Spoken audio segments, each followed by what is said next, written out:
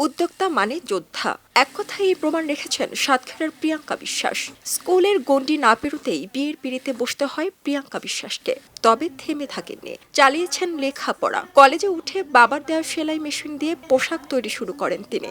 শ্বশুরবাড়ির নানা প্রতিকূলতা থাকলেও সবকিছু পেছনে ফেলে অদম্য পরিশ্রম ও মেধাকে পুঁজি করে এগিয়ে যেতে থাকেন। গার্মেন্টস শিল্পের ট্রেনিং নিয়ে 2017 সালে একটা এনজিও থেকে ঋণ নিয়ে বাবার দেওয়া সেলাই মেশিন নিয়ে পোশাক তৈরি শুরু করেন তিনি। কয়েক বছরের মধ্যে সেই একটি সেলাই মেশিন হয়েছে 50টিতে, আর 50,000 টাকা হয়েছে 2 কোটি টাকা। 7 বছরের বেশি হচ্ছে কাজগুলো করছি। এখান থেকে আমি অনেককেই নারী উদ্যোক্তা হিসেবে তৈরি করছি, যারা এখন গ্রামে ছোট ছোট টেইলার্স হিসেবেও কাজ করতেছে এবং বিভিন্ন নকশিকাঁথা কাজগুলো করে দিচ্ছে, যেগুলোকে আমরা বাইরে পাঠাচ্ছি।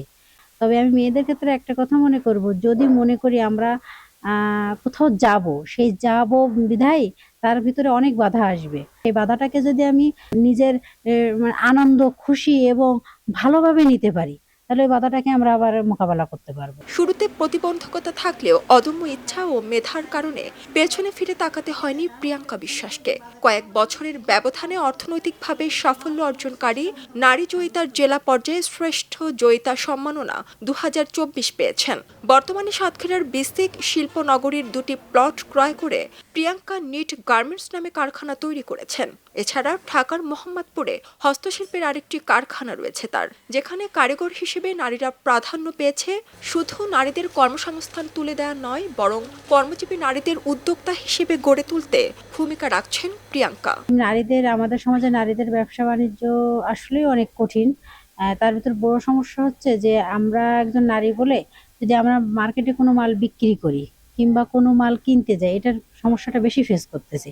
যে তারপরে কোনো পাওনাদারের কাছে টাকা চাইলে মনে করে মহিলা মানুষ ও কিভাবে টাকা আদায় করতে পারবে। আমরা নারী বলে ব্যবসা করি বিধায় আমাদের এই দুর্বলতার সুযোগটা যদি না নিত, এর জন্য যদি সরকারি কোনো সুযোগ সুবিধা থাকতো, যে আলাদাভাবে যে নারীদের ব্যবসা করার জন্য যে এই সমস্যাগুলোর সম্মুখীন যাতে না হতে পারে, সেটা সমাধান করার জন্য।